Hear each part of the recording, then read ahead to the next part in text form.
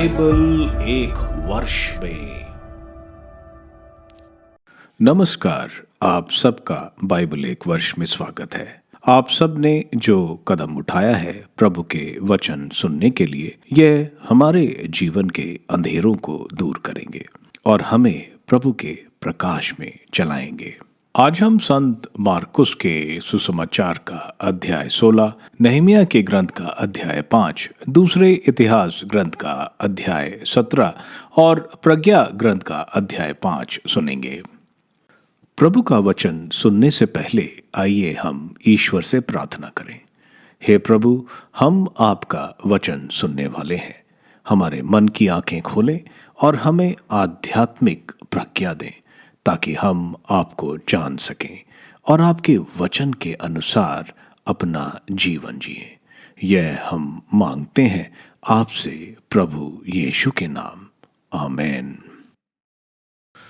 संत मार्कुस का अध्याय 16, स्वर्गदूत का संदेश। विश्राम दिवस के बाद मरियम मगदलीना, याकूब की माता मरियम और सिलोमी ने सुगंधित द्रव्य खरीदा ताकि जाकर ईसा के शरीर का विलेपन करें। वे सप्ताह के प्रथम दिन बहुत सवेरे सूर्योदय होते ही कब्र पर पहुंची। वे आपस में यह कह रही थीं, कौन हमारे लिए कब्र के द्वार पर से पत्थर लुढ़काकर हटा देगा। किंतु जब उन्होंने आंखें ऊपर उठाकर देखा तो पता चला कि वह पत्थर जो बहुत बड़ा था अलग लुढ़काया हुआ है। वे कब्र के अंदर गईं और यह देखकर चकित सी रह गईं कि लंबा श्वेत वस्त्र पहने एक नवयुवक दाहिने बैठा हुआ है। उसने उनसे कहा, डरिए नहीं, आप लोग ईसा नाजरी को ढूंढ रही हैं जो क्रूस पर चढ़ाए गए थे। वे जी उठे हैं, वे यहाँ नहीं हैं। देखिए, यही जगह है जहाँ उन्होंने उनको रखा था। जाकर उनके शिष्यों और पेतरुस से कहिए कि वे आप लोगों से पहले गलीलिया जाएंगे। वहां आप लोग उनके दर्शन करेंगे जैसा कि उन्होंने आप लोगों से कहा था। वे आश्चर्यचकित होकर कांपती हुई कब्र से निकलकर भाग गईं और उन्होंने डर के मारे किसी से कुछ नहीं कहा। परिशिष्ट मरियम मगदलीना का दर्शन। ईसा सप्ताह के प्रथम दिन प्रातः जी उठे। वह पहले मरियम मगदलीना को, जिससे उन्होंने 7 अबदूतों को निकाला था, दिखाई दिए। उसने जाकर उनके शोक मनाते और विलाप करते हुए अनुयायियों को यह समाचार सुनाया। किंतु जब उन्होंने यह सुना कि ईसा जीवित हैं और उसने उन्हें देखा है तो उन्हें इस पर विश्वास नहीं हुआ। 2 शिष्यों को दर्शन। इसके बाद ईसा दूसरे वेश में उनमें 2 को दिखाई दिए जो पैदल देहात जा रहे थे। उन्होंने लौटकर शेष शिष्यों को यह सुसमाचार सुनाया, किंतु शिष्यों को उन दोनों पर भी विश्वास नहीं हुआ। शिष्यों का प्रेक्षण। बाद में ईसा 11 को उनके भोजन करते समय दिखाई दिए और उन्होंने उनके अविश्वास और उनके हठ धर्मी की निंदा की, क्योंकि उन्होंने उन लोगों पर विश्वास नहीं किया था जिन्होंने ईसा को पुनर्जीवित देखा था। इसके बाद ईसा ने उनसे कहा, संसार के कोने कोने में जाकर सारी सृष्टि को सुसमाचार सुनाओ। जो विश्वास करेगा और बपतिस्मा ग्रहण करेगा उसे मुक्ति मिलेगी। जो विश्वास नहीं करेगा वह दोषी ठहराया जाएगा। विश्वास करने वाले ये चमत्कार दिखाया करेंगे। वे मेरे नाम लेकर अबदूतों को निकालेंगे, नवीन भाषाएं बोलेंगे और सांपों को उठा लेंगे। यदि वे विष पिएंगे तो उससे उन्हें कोई हानि नहीं होगी। वे रोगियों पर हाथ रखेंगे और रोगी स्वास्थ्य हो जाएंगे। स्वर्गारोहण। प्रभु ईसा अपने शिष्यों से बातें करने के बाद स्वर्ग में आरोहित कर लिए गए और ईश्वर के दाहिने विराजमान हो गए। शिष्यों ने जाकर सर्वत्र सुसमाचार का प्रचार किया। प्रभु उनकी सहायता करते रहे और साथ साथ घटित होने वाली चमत्कारों द्वारा उनकी शिक्षा को प्रमाणित करते रहे। नहम्याह का ग्रंथ अध्याय 5। लोगों के आपसी झगड़े। उस समय लोग और उनकी पत्नियां और यहूदी भाई बंधुओं के विरुद्ध बड़ी बड़ी शिकायतें करने लगे। कुछ लोग कहते थे, हमारे अनेक पुत्र और पुत्रियां हैं, हमें अन्न दिया जाए जिसे खाकर हम जीवित रह सकें। अन्य लोग कहते थे, इस अकाल में अन्न के लिए हमें अपने खेतों, दाखबारियों और घरों को गिरवी रखना पड़ रहा है। और कुछ लोग कहते थे, अपने खेतों और दाखबारियों का कर राजा को देने के लिए हमें ऋण लेना पड़ रहा है। हम अपने भाइयों के रक्त संबंधी हैं, हमारे पुत्र उनके पुत्रों जैसे हैं, फिर भी हमें अपने पुत्र पुत्रियों को उनके यहाँ दास दासियों के रूप में रखना पड़ता है। हमारी कई पुत्रियां उनकी दासियां बन चुकी हैं। हम लाचार हैं क्योंकि हमारे खेत और दाखबारियां दूसरों के हाथ में हैं। शांति का प्रयास। उनकी इस तरह की बातें सुनकर मुझे बड़ा क्रोध हुआ। मैंने अपने मन में विचार करने के बाद कुलीनों और पदाधिकारियों को दोष देते हुए उनसे कहा, आप अपने देश भाइयों से सूद लेते हैं। तब मैंने उनके विरुद्ध एक बड़ी सभा एकत्र कर उनसे कहा, हमसे जितना बन पाया हमने द्रव्य देकर अपने उन यहूदी भाइयों का उद्धार किया जो अन्य जातियों के हाथ में बिक चुके थे, और अब आप अपने भाइयों को बेच रहे हैं और हमें द्रव्य देकर उनका फिर उद्धार करना पड़ता है। वे चुप रहे और कुछ उत्तर ना दे सके। मैंने फिर कहा, आप लोग जो कर रहे हैं वह ठीक नहीं है। आपको हमारे ईश्वर पर श्रद्धा रखनी चाहिए, जिससे हमारे गैर यहूदी शत्रु हमारा अपमान नहीं करें। मैं, मेरे भाई बंधु और मेरे सेवक उन्हें पैसा और अन्न उधार देते हैं। अब हम सब उनका ऋण माफ करें। आज ही उन्हें उनके खेत, दाखबारियां, जैतून कुंज और घर लौटा दें, और जो पैसा अन्न, अंगूरी और तेल उधार दे चुके हैं उसका सूद माफ करें। इस पर उन्होंने कहा, हम उन्हें वापस दे देंगे और इसके बाद उनसे कुछ नहीं मांगेंगे। आपकी जैसी आज्ञा है हम वैसे ही करेंगे। अब मैंने याजकों को बुलाकर उनसे यह प्रतिज्ञा पूरी करने की शपथ ली। इसके बाद मैंने अपने वस्त्र की धूल झाड़ कर कहा, यदि कोई व्यक्ति अपनी प्रतिज्ञा पूरा ना करे तो ईश्वर इसी तरह उस मनुष्य को उसके घर और उसके संपत्ति से अलग कर दे। वह इसी तरह झाड़ दिया जाए और उसके हाथ खाली कर दिए जाए। हम पर सारी सभा ने कहा, आमीन। और इसके बाद उन्होंने प्रभु का स्तुतिगान किया। लोगों ने अपनी प्रतिज्ञा पूरी की। नहम्याह एक कुशल और उदार शासक। मैं जिस दिन से यूदा प्रांत का राज्यपाल नियुक्त हुआ, उस दिन से राजा अर्थजेर्कस के 20वें वर्ष से अर्थात 32वें वर्ष तक अर्थात 12 वर्ष तक मैंने और मेरे भाई बंधुओं ने राज्यपाल का भत्ता स्वीकार नहीं किया। मेरे पहले के राज्यपालों ने लोगों का बोझ भारी बना दिया था। वे रोटी और अंगूरी के अतिरिक्त उनसे चांदी के 40 शेकल भी लिया करते थे और उनके अनुचर भी लोगों पर अत्याचार करते थे। मैं ईश्वर पर श्रद्धा रखता था, इसलिए मैंने ऐसा नहीं किया। मैंने इस दीवार के निर्माण में भी हाथ बटाया और किसी का खेत नहीं लिया, और मेरे अनुचरों ने भी वहां काम में सहायता पहुंचाई। आसपास से आए हुए लोगों के अतिरिक्त 150 यहूदी पदाधिकारी मेरे मेज पर भोजन करते थे। जो कुछ प्रतिदिन तैयार किया जाता, अर्थात एक बछड़ा, 6 चुनी हुई भेड़ें और मुर्गियां, इन सब का व्यय मैं ही उठाता। इसके अतिरिक्त हर 10वें दिन जितनी भी अंगूरी की आवश्यकता होती थी उसका मैं प्रबंध करता था। इन सब के बावजूद मैंने राज्यपाल का भत्ता नहीं मांगा, क्योंकि लोगों पर काम का बोझ बहुत भारी था। मेरे ईश्वर, जो कुछ मैंने इन लोगों के लिए किया है, तू उसे मेरे कल्याण के लिए याद रख। दूसरा इतिहास ग्रंथ अध्याय 17। यहोशाफाट की शक्ति। आसा के स्थान पर उसका पुत्र यहोशाफाट राजा बना।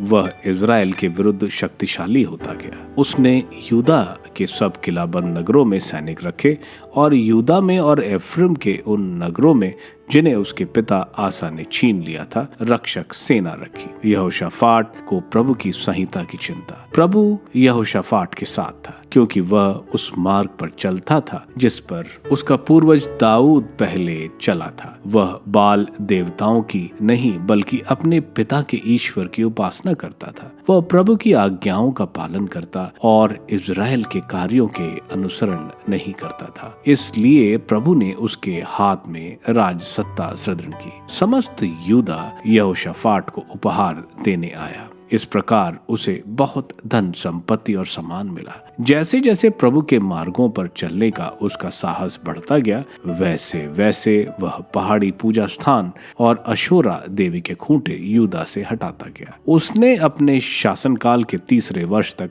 पदाधिकारी बेन हाइल, ओबोजा, जकरिया, नतनएल और मिकाय को भेजा, जिससे वे यूदा के नगरों में लोगों को शिक्षा प्रदान करें। उनके साथ ये लेवी थे: शमाया, नतन्या, जबसा, असाएल, शमीरा मोत, यहोनातन, अदोनिया, टोबिया और टोब अदोनिया। इन लेवियों के साथ याजक एलीशामा और यहोराम भी थे। वे यूदा में शिक्षा देते थे। उनके साथ प्रभु की संहिता का ग्रंथ भी था। वे यूदा के सब नगरों में भ्रमण करते हुए लोगों को शिक्षा देते थे। राजा यहोशाफाट का बल वैभव। यूदा के आसपास के सभी देशों के राज्यों पर प्रभु का आतंक छाया हुआ था, इसलिए वे यहोशाफाट के विरुद्ध युद्ध नहीं करते थे। फिलिस्तीनियों में अनेक यहोशाफाट को उपहार और कसरूप चांदी देते थे। अरब वासियों ने भी उसे 7,700 मेढ़े और 7,700 बकरे भेजे। इससे यहोशाफाट की शक्ति बढ़ती गई। उसने यूदा में बुर्ज और भंडार नगर बनवाए। यूदा के नगरों में भी भंडार और यरूशलेम में वीर सैनिक थे। उनके कुटुंबों के अनुसार उनका क्रम यह था: यूदा में सहस्त्रपति मुखिया अदाना, उसके साथ 3 लाख वीर योद्धा थे। उसके बाद मुखिया योहनान, जिसके नीचे 2,80,000 योद्धा थे। फिर जिक्री का पुत्र अमस्या, जिसने स्वेच्छा से अपने आप को प्रभु को समर्पित कर दिया था। उसके साथ 2 लाख वीर योद्धा थे। बेन्यामीन से वीर एल्यादा, उसके नीचे 2 लाख धनुधर सैनिक थे जिनके पास ढालें थी। योजाबाद, जिनके नीचे युद्ध के लिए तैयार 1,80,000 आदमी थे। वे सब राजा की सेवा में थे। इनके अतिरिक्त वे भी थे जिनको राजा ने यूदा भर के दुर्गों में रखा था।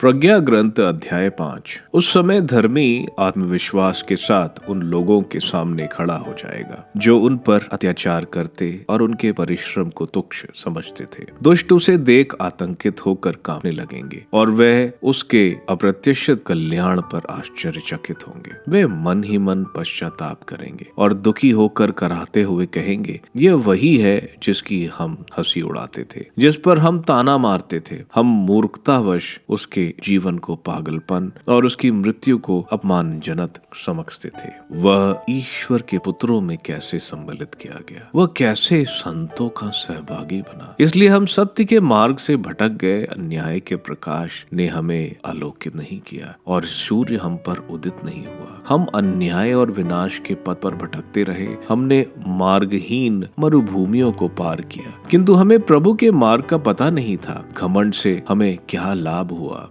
जिस संपत्ति पर हमें गर्व था उसने हमें क्या दिया? यह सब छाया की तरह उड़ती अफवाह की तरह बीत गया, समुद्र की लहरों पर चलने वाले जहाज की तरह जिसके परगमन का कहीं निशान नहीं, जिसके पहदे के मार्ग की कहीं खोज नहीं, या पक्षी की तरह जो हवा में उड़ता है जिसके मार्ग की कोई खोज नहीं। वह हवा में पंख फड़फड़ाता और उसे अपने पंखों की पूरी शक्ति से चीरता, किंतु बाद में वहां उसकी उड़ान का कोई निशान नहीं। या बाढ़ की तरह जो निशाने पर चलाया जाता है, हवा उससे चीर जाती किंतु वह तुरंत जुड़ जाती है, जिससे उसके मार्ग का कोई पता नहीं चलता। इसी तरह हम जन्म के बाद तुरंत लुप्त हो गए और अपने सद्गुणों का कोई चिन्ह नहीं दिखा सके। हम अपने दुर्गुणों द्वारा समाप्त हो गए। सच दुष्ट की आशा भूसी जैसी है जो पवन द्वारा उड़ाई जाती है। हल्के फेन जैसी जैसी जो आंधी द्वारा छिटकारा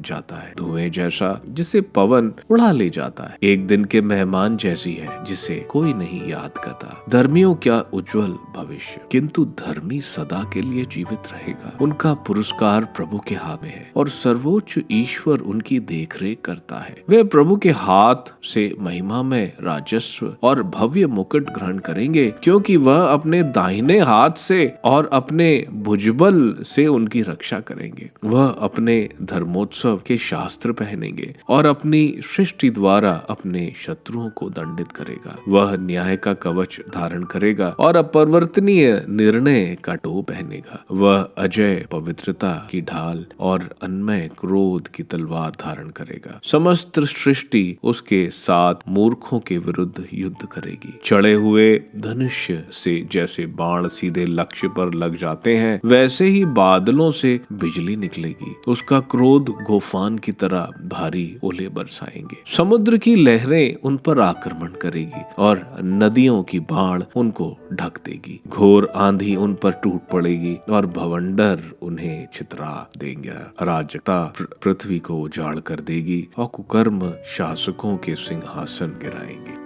संत मार्कुस के सुसमाचार के अध्याय 16 में हम देखते हैं, जो स्त्री सब्त से पहले शुक्रवार को प्रभु के शव को कब्र में छोड़कर आई, आज रविवार को सब्त के बाद वे सुगंधित द्रव्य लेकर आए। लेकिन वे वहां एक देवदूत देखते हैं और बोलते हैं कि प्रभु जी उठे हैं, और जैसा प्रभु ने पहले बोला था कि वह उनसे पहले गलीली जाएंगे। आगे हम देखते हैं मैरी मैगदलीन को प्रभु मिलते हैं और वो 11 प्रेरितों को जाकर बताती हैं, लेकिन वे विश्वास नहीं करते। आगे हम देखते हैं प्रभु एम्माउस के रास्ते पर जाते हैं। प्रभु क्लेophas जो संत यूसुफ के भाई थे और सिमियोन जो क्लेophas का बेटा था, यह प्रभु के 70 शिष्यों में से एक थे। प्रभु इनको मिलते हैं। यह भी जाकर 11 प्रेरितों को बताते हैं, लेकिन वे फिर भी विश्वास नहीं करते। आखिर में हम देखते हैं प्रभु 11 प्रेरितों को प्रकट होते हैं और उनके अविश्वास और हृदय की कठोरता पर गुस्सा करते हैं। इसका तात्पर्य यह है कि हमें भी जीवित प्रभु पर विश्वास करना चाहिए, क्योंकि प्रेरितों ने उन्हें देखा है। प्रभु उनको बोल रहे हैं कि पूरे संसार में यह सुसमाचार सुनाओ, क्योंकि यह सिर्फ यहूदियों के लिए नहीं, पूरे संसार के लिए है। जो विश्वास करेगा और बपतिस्मा स्वीकार करेगा वह बचाया जाएगा। सिर्फ विश्वास ही नहीं, बपतिस्मा भी स्वीकार करना पड़ेगा। इसी से वह ईश्वर से जुड़ जाता है। प्रभु बोल रहे हैं कि इन लोगों पर अद्भुत शक्तियां होंगी। यह आत्मिक भाषा में बोलेंगे और विषैले सर्पों के काटने पर भी बच जाएंगे, और जब ये रोगियों पर हाथ रखेंगे ये चंगे हो जाएंगे। इसके बाद हम प्रभु को स्वर्ग में आरोहित होता देखते हैं। प्रभु को प्रभु की उपाधि यानी ईश्वर की उपाधि से यहाँ संबोधन किया जा रहा है। वे पिता परमेश्वर के दाहिने विराजमान हुए। प्रभु जो अब राजाधिराज हैं, सबसे ऊपर। शिष्य सुसमाचार पूरे संसार में फैला रहे हैं और प्रभु इस प्रक्रिया में उनका पूरा साथ देते हैं और ईश वचन को पूर्ण करते और चमत्कार दिखाते हैं। नहमिया के ग्रंथ के अध्याय 5 में हम देखते हैं यहूदी नहमिया को दुहाई देते हैं, क्योंकि उनकी आर्थिक स्थिति बहुत दयनीय थी। क्योंकि वे अकाल ऋण और जो जमीन उन लोगों ने गिरवी रखी थी राजा को टैक्स देने के लिए, उन्होंने अपने बच्चों को गुलाम करके बेच रखा था, अपने ही यहूदी लोगों को। नहमिया यह सुनकर कि यहूदी अपने लोगों का ही शोषण कर रहे हैं, वह उनको बताते हैं यह ठीक नहीं है, सारे ऋण माफ किए जाएं। सब यह बात मान जाते हैं। हम नहमिया की उदारता भी देखते हैं कि वह खुद साधारण जीवन जीता था और 150 से ज्यादा लोगों को रोज खाना खिलाता था। यह अध्याय हमें प्रेरित करता है अन्याय के खिलाफ हमें आवाज उठानी चाहिए और हमें एक धार्मिक जीवन जीना चाहिए। दूसरे इतिहास ग्रंथ के अध्याय 17 में हम देखते हैं यहोशाफात जो आसा के बाद यूदा का राजा बनता है। यह एक अच्छा राजा था जिसने संहिता को पूरे यूदा में फैलाया, अन्य देवताओं की बलिवेदियां तोड़ी। इस वजह से अन्य देशों में यूदा के प्रति एक खौफ रहता था। उसने एक बहुत ही सशक्त और शक्तिशाली सेना भी तैयार कराई। यह अध्याय हमें सिखाता है शांति, सफलता और सुरक्षा ईश्वर के वचनों को पालन करने से मिलता है। प्रज्ञा ग्रंथ के अध्याय 5 में हमें बताया जा रहा है कि धार्मिक बचाए जाएंगे और अधर्मी शिक्षा प्राप्त करेंगे। अधर्मियों का जीवन एक परछाई की तरह है जो खत्म हो जाएगा, लेकिन धर्मी हमेशा जिएंगे। प्रभु स्वयं उनको मुकुट पहनाएंगे। आप सबको धन्यवाद ईश्वर के वचन सुनने के लिए।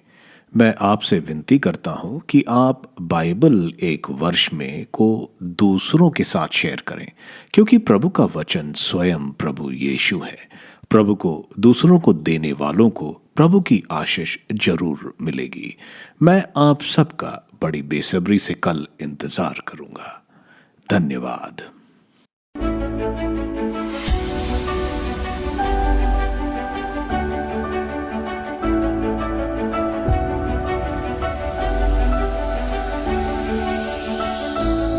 बाइबल एक वर्ष में